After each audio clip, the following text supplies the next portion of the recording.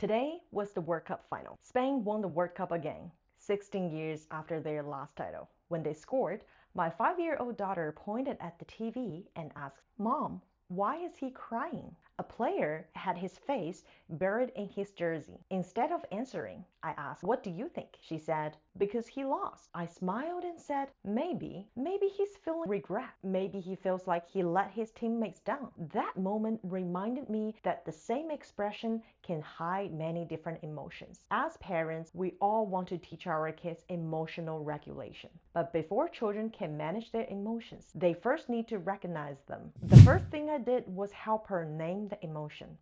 Instead of simply saying, "He is sad," we talked about whether he was disappointed, frustrated, or full of regret. The more specific children become with emotions, the easier they are to understand and handle. The second thing was using a real moment to talk about emotions. Sports are perfect for this because nothing is scripted. Some people achieve their biggest dream, others give everything they can and still lose. Kids aren't watching a story. They're watching real people deal with joy, failure, disappointment, and resilience. The third thing was asking questions instead of giving answers. Why do you think he's feeling?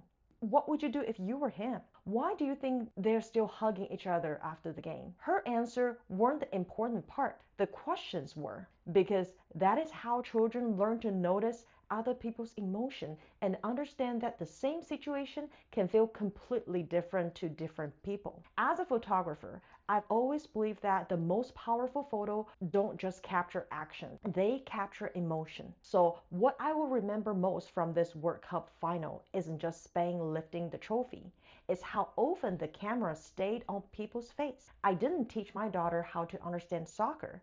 I simply used one game to help her understand emotions.